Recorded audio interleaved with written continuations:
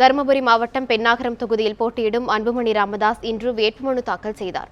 பாமக இளைஞரணி தலைவரும் முதலமைச்சர் வேட்பாளருமான அன்புமணி ராமதாஸ் பென்னாகரம் சட்டமன்ற தொகுதியில் போட்டியிடுகிறார். இதையடுத்து பென்னாகரம் வட்டாட்சியர் அலுவலகத்திற்கு வந்த அன்புமணி ராமதாஸ் 12:15 மணிக்கு தேர்தல் அலுவலர் மல்லிகாவிடம் தனது வேட்புமனுவை தாக்கல் செய்தார். முன்னதாக பென்னாகரம் பேருந்து நிலையத்திலிருந்து ஆயிரக்கணக்கான தொண்டர்களுடன் பேரணியாக வந்து வேட்புமனுவை தாக்கல் செய்தார். பின்னர் செய்தியாளர்களிடம் பேசிய அவர், தொகுதி மக்களுக்கு பாதுகாக்கப்பட்ட குடிநீர் வழங்கவும் வேலைவாய்ப்பை அதிகரிக்க சிப்காட் தொழிற்சாலை அமைக்கப்படும் என்றும் தெரிவித்தார்.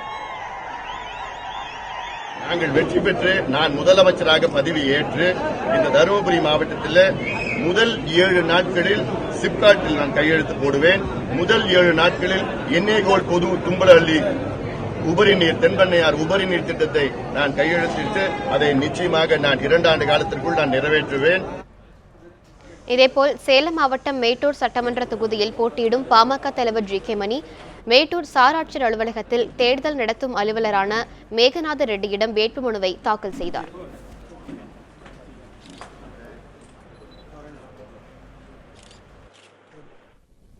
சட்டமன்ற தொகுதிக்கு பாட்டாளி மக்கள் கட்சியின் வேட்பாளராக இன்று வேட்புமனு மேட்டூர் கோட்டாட்சியர் அலுவலகத்தில் தாக்கல் செய்துள்ளோம்.